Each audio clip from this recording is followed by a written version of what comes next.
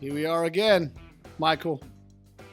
Episode 9. Episode 9. Brought to you by Natty Light. Yep. Need a sponsorship. Oh, I thought we signed that already, no? No, Yaneen's in charge of that. So, you know, I'm a Falcons fan. Yep. Quarterback Matt Ryan goes by the nickname of Matty Ice. Correct. Did you think that was because he has ice running through his veins? Cool under pressure? Went to Boston College. I imagine he's a heavy drinker. Well, he happens to be a member at the golf course, Yeah. and I asked him that question specifically. And the deal is, he used to drink a lot of Natty Ice at Boston College. Yep.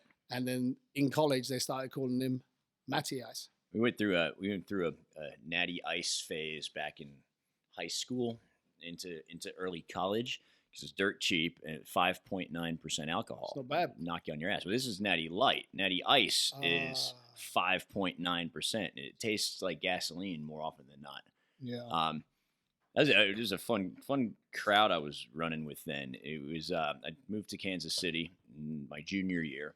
Didn't really make any friends. Didn't really have a very good attitude. But ended up hanging out with these guys second half of my senior year called the Posse, which is interesting because those are my wrestling guys now. It's the 3MP Posse, and they were a fun bunch. Got into fights all the time, drinking beers, and I was pretty straight laced. So a lot of times I was the driver. Sometimes I was the getaway driver. We burned a house down one time, which was interesting. True story. They were building a new development. It was like I love how you just threw that in there. We burnt a house down one time. Yeah, it was wild.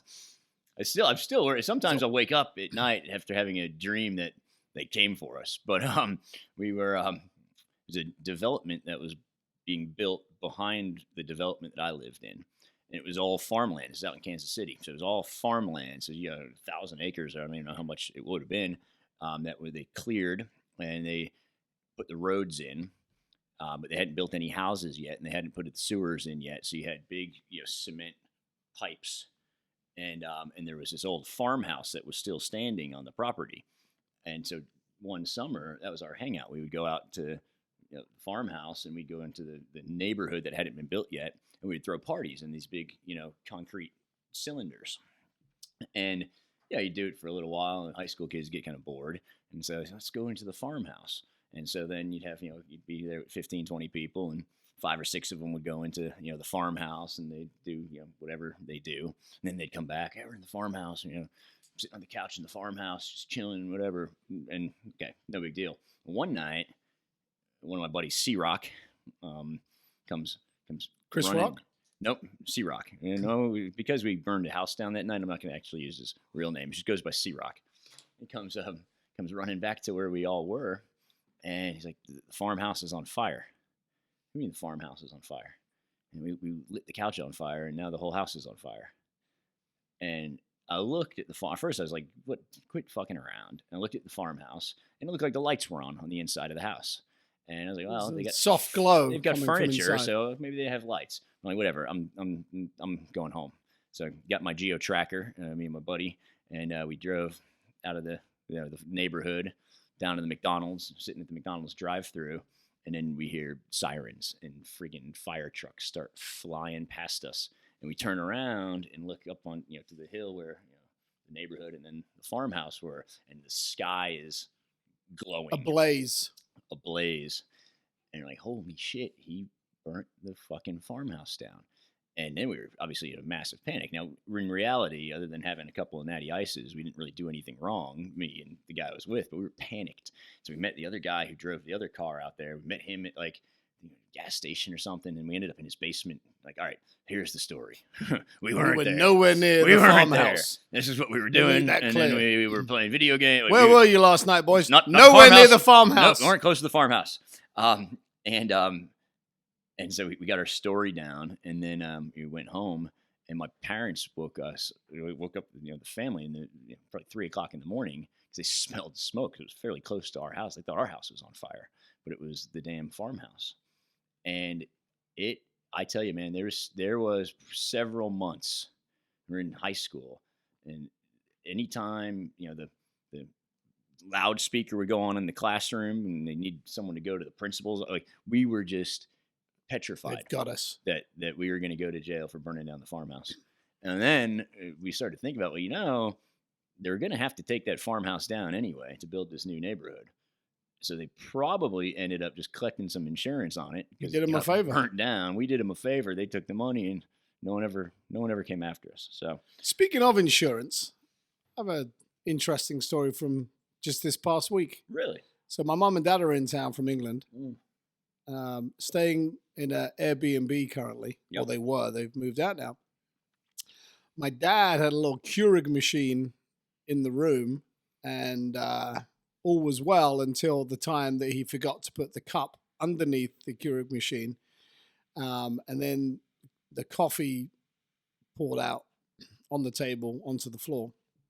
No big deal. Clean it up. Yeah. They had some carpet people come out there. And anyway, they couldn't get the stain out, allegedly. And now the lady is telling my parents that she has to get a new carpet.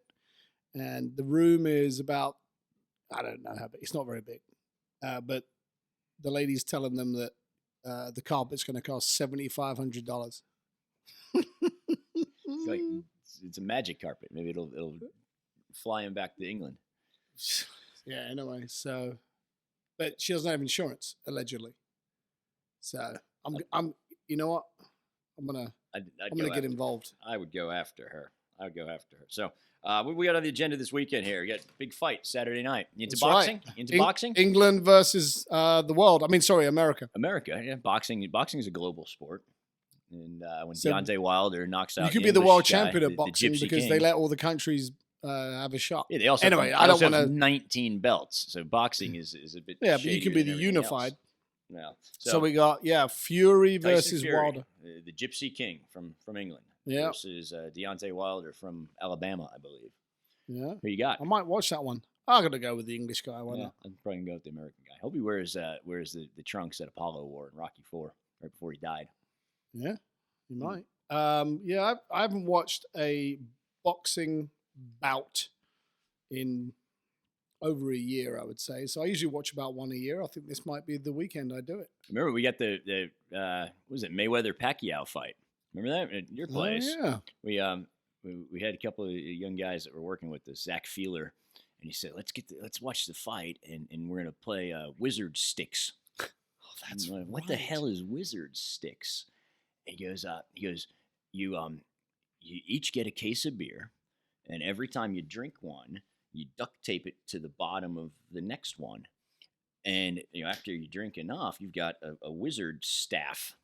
And he goes, and then the first two guys who finish their case of beer, they have a staff that's 24 beers tall, and then they joust and see who built the strongest staff. And it's set like it sounds funny. In reality, it's funnier because have you ever tried to drink something that's friggin' 45 inches long, and you go to pick it up to drink it, and it hits the guy over there, and by the end of the night, you're inside. So you gotta you're standing on top of tables and stuff. You're standing on top of furniture, trying to yeah, that was a good time. I've staff. Completely forgotten about that. That was fun. But there is a photograph of us in my backyard with our wizard sticks. Yep. Isn't there another game where you duct tape? Edward 40 hands. Yeah. 2 40s, duct tape them to your hands. Can't go to the bathroom until they're both done, or you got to get help. And whoever finishes their 40s first wins. What do you win? I don't know. We you win at life. This is great. So my brother went to Kansas State University, Manhattan, Kansas, the Little Apple. The Wildcats. Yep. And it was his sophomore year, I think. And I was a senior at KU. The last day of classes, then they call it like stop day, and it's like the biggest party day of the year, right? And so he was throwing an 1980s party that night. And so I loaded up a couple of my buddies from KU, my sister, and some of our friends from Kansas. Everyone, went out to Manhattan. This is actually a multi-layered story here.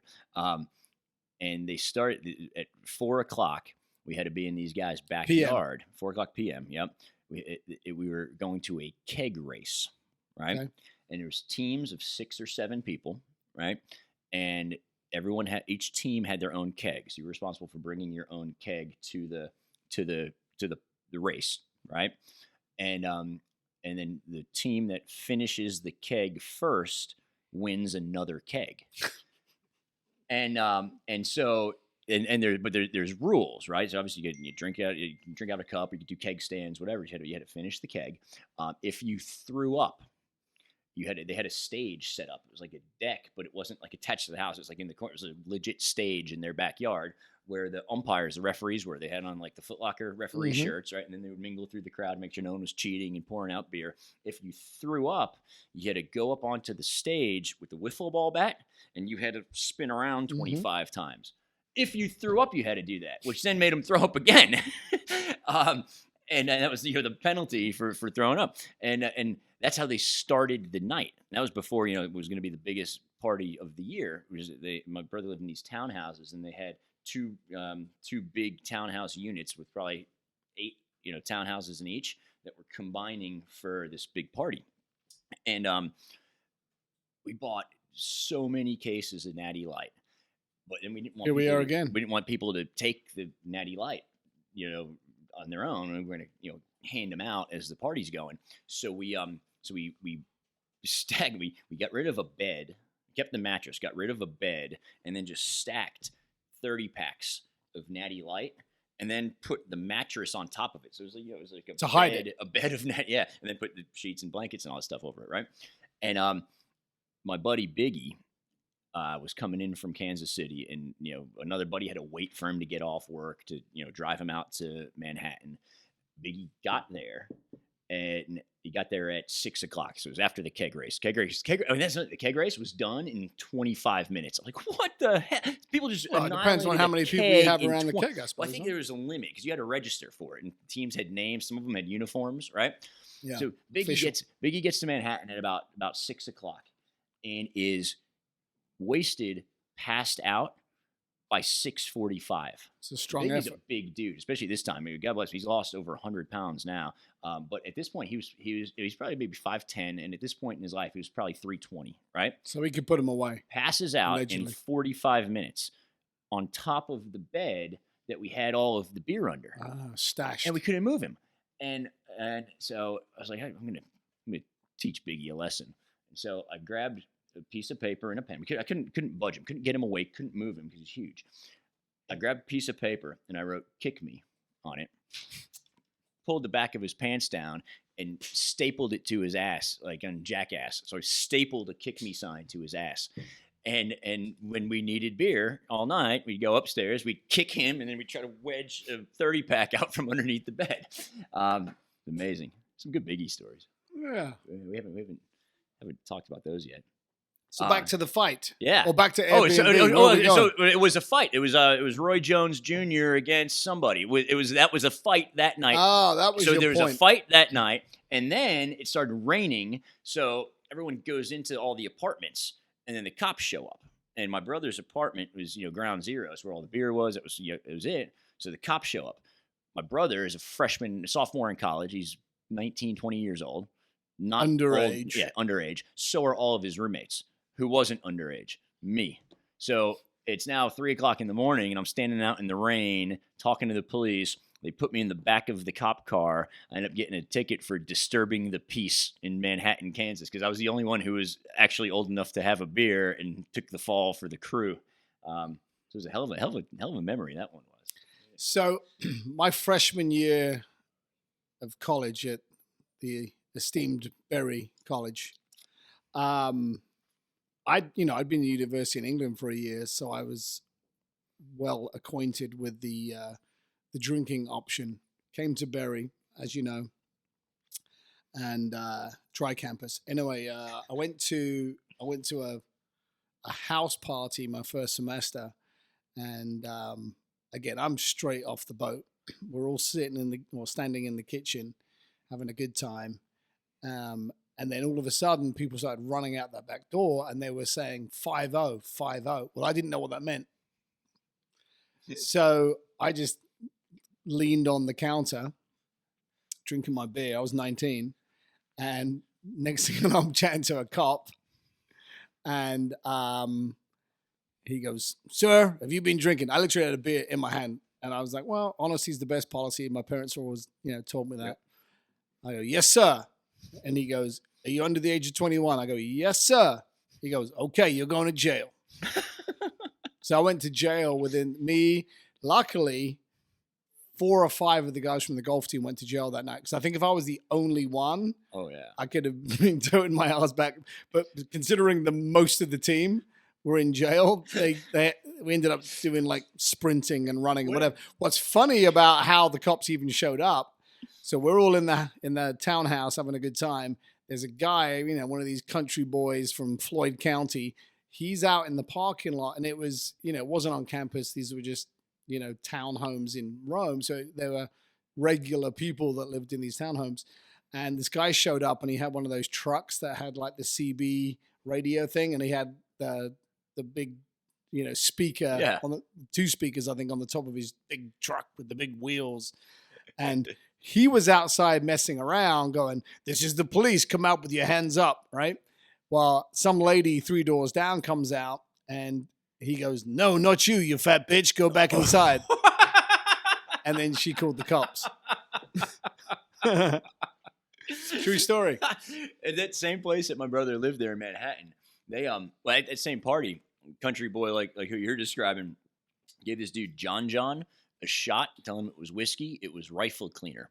He ended up in the hospital that night. The kid almost died. It was terrible. But they bought like a beat up old van, like an old white like work van, right? Uh-huh. Installed the big speaker in it where they could talk on the CB and talk to people. Spray painted it purple, black, and silver camouflage because that's Kansas State colors, right? Took a bunch of benches from like old benches from like a bar that they were getting rid of, threw them in the back, and that was their tailgate machine. So on game day in Manhattan, they would load 20 people into this van, coolers and everything, and they would cruise to the stadium for the tailgate, yelling and playing music over the speakers on the outside. But there was an issue with the exhaust, and so the exhaust came into the truck, into where everyone was. So you would get to the stadium and you'd be fucked, and you didn't really know what the hell was going on. You're fucked. You were like high, and it's like 9 o'clock in the morning because they're nuts. And so wild experience. That's funny. Anyway, so back to the fight. We got the fight. Yep. You ever been in a fight? You ever been punched in the face? Well, I don't know if we've talked about this before, Michael, but I'm more of a lover than a hater. But yes, I have been in 2 official fights in my life, and I've knocked 1 person out, all separate events. So I got into 1 fight in middle school. It was actually one of my good buddies, Scott Backus. We were buddies, and then something happened. Then all of a sudden, we weren't buddies. That involved and then there was tension, and then there was like Ed and Scott are going to fight, and I was really nervous about it. But it was one of those things where it's happening today at lunchtime over there in the corner. And, I didn't, I guess, want to back down. But, I used to play a lot of soccer with Scott. He was a lot bigger than I was. Anyway, so I kind of put my dukes up, and I think I was trying to get a good stance. So I had my legs ajar. And before I threw a punch, he kicked me as hard as he could in the balls. And the fight was over. The bout was over. It was serious pain. That was my first fight. Number 1. So I was probably, 11 or 12 for that one. Didn't get into another altercation until my 19th birthday in a lovely place called Grimsby in England. Birthday fights are fun. Yeah. So we're in a nightclub that happens to be at the end of a pier. I think the nightclub is called Pier number 39 or something. And something happened in the nightclub. They were going back to our boy Fury. There were basically some gypsies, pikeys in the nightclub. Gypsy King. These were some of his disciples. Okay. And somebody pushed a girl. Something our crowd got a little involved, but nothing too crazy. A couple of people got thrown out of the nightclub. Well, then when we came out of the nightclub, walked all the way down to the pier, to the main road where we were going to get some taxis, all the pikeys were waiting for us. And I took a I took a right hand to my jaw or my Mhm. nose or something. It's the first time I've ever seen stars Yeah. like you do in Bugs the Bunny. cartoons. Yeah.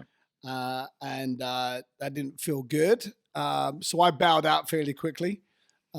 Luckily for us, our crew, my buddy Sharpie, was trying to get into the Green Berets at the time, which is, kind of the elite level military. So he was training like crazy, going on 30-mile hikes on the weekend with, I've weight hiked in his maybe 30 backpack. miles in my entire Yeah, he was life doing combined. push-ups, sit-ups. He was in very Maybe. good shape.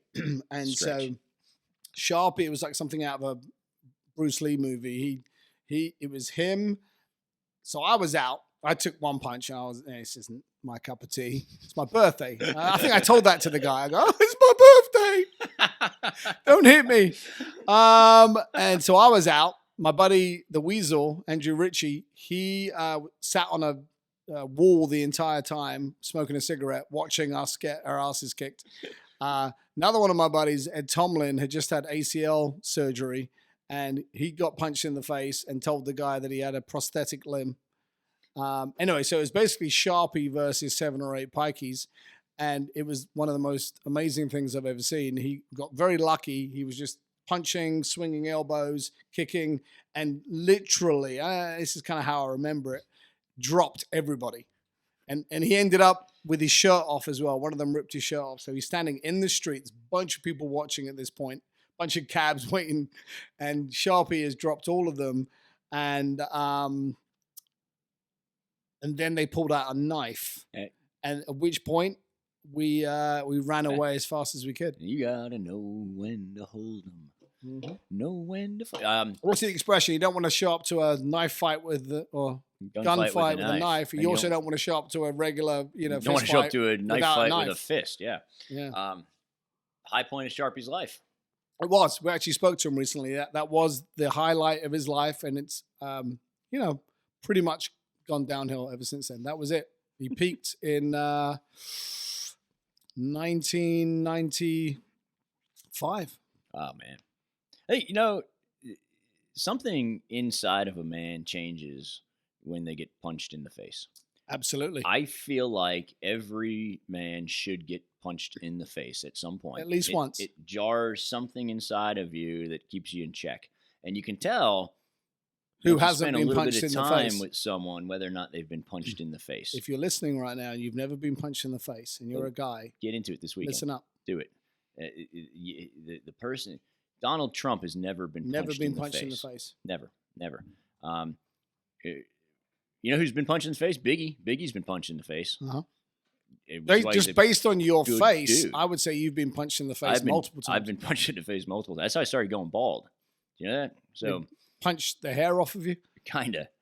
The concrete that they slammed me on. That's right. Took some of the hair off. This guy was peeing on my tire outside the dorm in college. You've actually told the story before, Mike. Did I tell you this one? Oh yeah. Yeah. So yeah, that was the beginning of the receding hairline. So, no, but you're right. Getting punched in the face will make you sort of think about what you're about to do. Yeah, it's accountability moving forward. It's the most brutal and primal form of accountability. If I do this, I'm going to get punched in the fucking face, and I'll likely deserve it. And so it makes your decision making process a bit clearer when there's consequences. Yeah. I punched Biggie in the face one time, and I still feel bad about it to an extent. We were at this Halloween party. I feel bad for Biggie. No, if you're listening, Biggie. No, Biggie, you've made it. You've come out on the other end. We were at this Halloween party. Back in probably 99, 2000, maybe 2001. I don't know. But do you know what people in Alabama do for Halloween, Mike? Pumpkin. Pumpkin. It was back whenever it was trendy for girls' Halloween costumes all to be hookers, right? So it was the trendy Halloween costume. Okay. And so we're at this Halloween party at a friend of ours' house. And having a great time. Hey, by the way, Baker, Halloween isn't until October. Yeah, take the furry costume off. What are you doing? And Biggie has a few to drink, and he starts to get down on himself because at the time he didn't have a girlfriend, and like all these hookers walking around, and none of them are even talking. I'm like, Biggie, calm down. These are our friends. Be respectful. Yes, they're dressed that way, but they're not really hookers. And he keeps carrying on and getting louder and louder and louder. And so I said to my buddy Dusty, go take him in back and get him to calm down. And he does. And then I just start hearing from the backyard, he's yelling. So I go back up. I grab him by his shirt. I go, man, calm down. What's going on? Like, relax. And intoxicated, and I was as well, stumbled, and he's now. I find that hard to believe. He's on the ground. And I'm kind of on top of him. I'm still got him by the shirt. I'm like, man, you got to calm down. You got to shut your mouth, or I'm going to knock you out. And he goes, well, you better knock me out then. So I did. I reached back and jacked him right in the face, which is, I feel horrible about it now. And out cold immediately. And night. And I go, oh, shit. And so I get up and I walk back around the front. I go, yeah, he's quiet now. We're going to see him for a minute. And about 20 minutes later, Biggie comes walking around from the back of the house and has no clue what happened. Zero idea what has transpired here. And I'm like, all right, it's time for us to go. So we get back in the Geo Tracker. I don't remember who was driving. We had this little Asian guy named Sock. We call him Sock Money.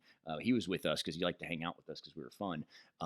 And fun. Biggie didn't think we were fun then, I guess. But so I'm in the passenger seat. I think Dustin must have been driving. Sock is behind me, and then Biggie's behind the driver's seat. And so I look back, and then I look again, and his whole face. It's like, kind of like when a cartoon character gets bumped on the head and right, his whole face is. I'm like, holy shit, and broke his friggin' orbital bone right here.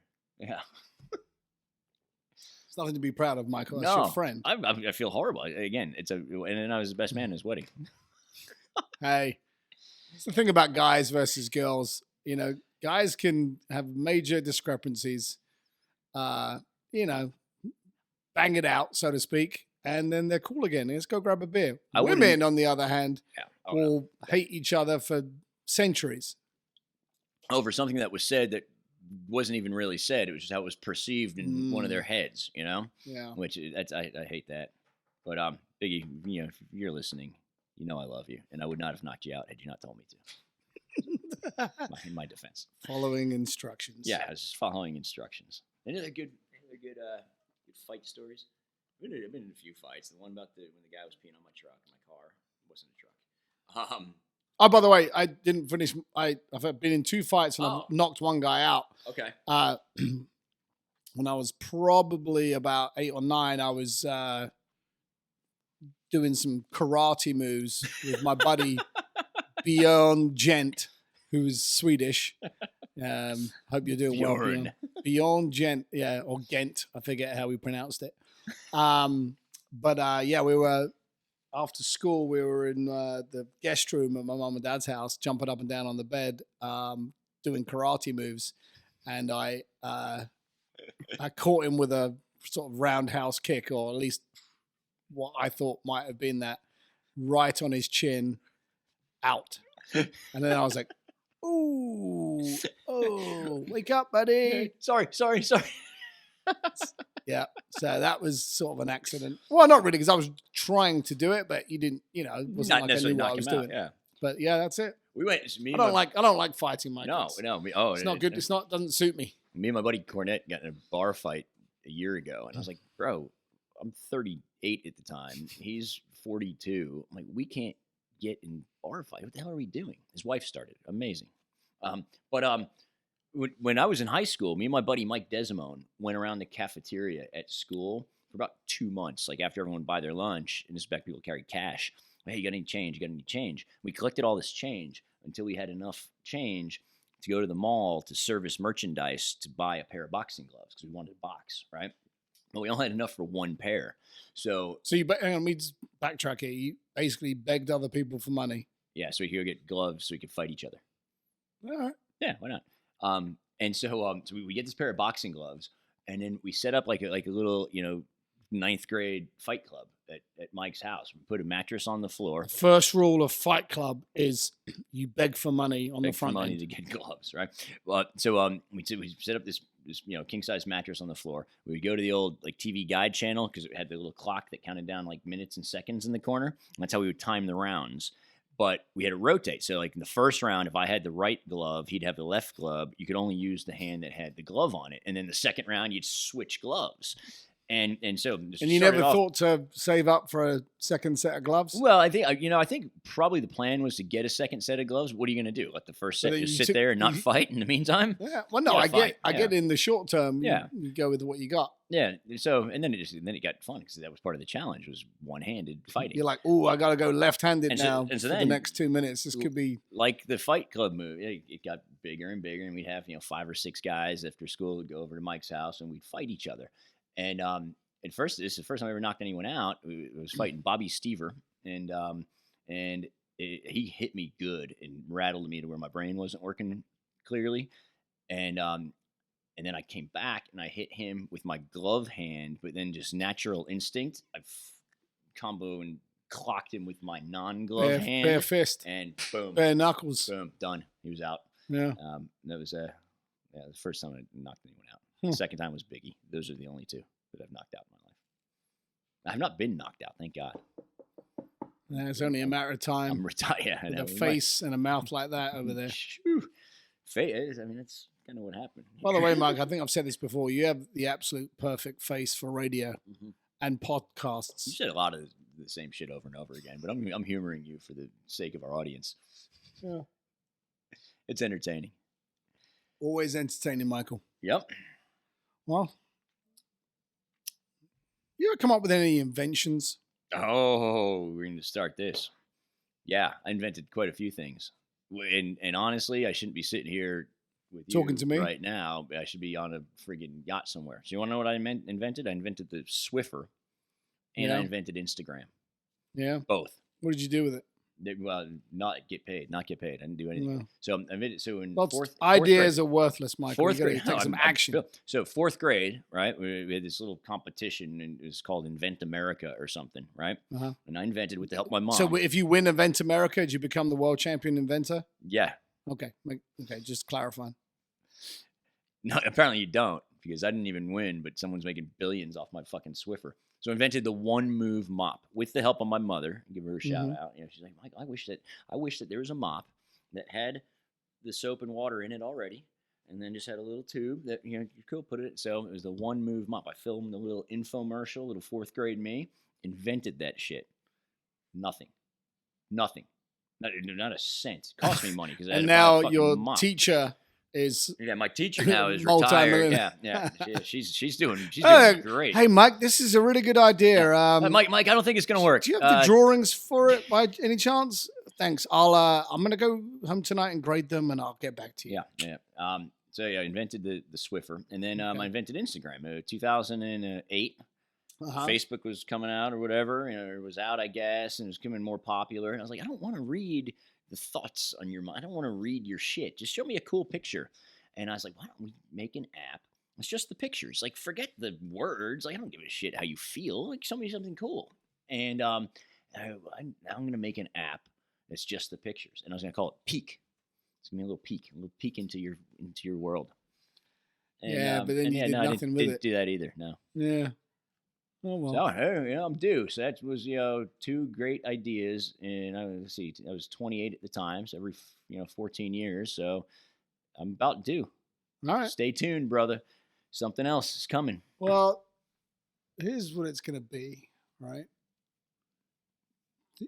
All the biggest companies now, they're just middlemen. Mm-hmm. Airbnb. Owns no property. Uber. Owns no cars. Alibaba. I don't know what they do. They sell a lot of shit, but they don't own any of the shit. Like Amazon. Yeah, exactly. Yeah. So we got to come up with something. We could sell funny stories to people who are just lame as fuck and have no stories of their own. You gotta monetize this stuff, Baker. Come on. Right. Oh, who's that? It's Natty Light on the phone. Hang on. Oh, good. Here we go. Oh, hang on. Yes. Okay. Well, how about 60? 30. Oh, Got all right. refill, I refill, just struck a please. deal, Mike. They're I just so struck good. a deal with Natty Light. They're so good. They're going to give us, you know what they're going to give us? What? 30 cans. Yeah, for $16. Yeah, we're on our way, baby. Probably. Woo! All right, Michael. It's time to go throw some darts and Yep. continue the nonsense. Back to work. All right, brother. Good chatting to you. Always is, buddy, and it's funny. Because it's true.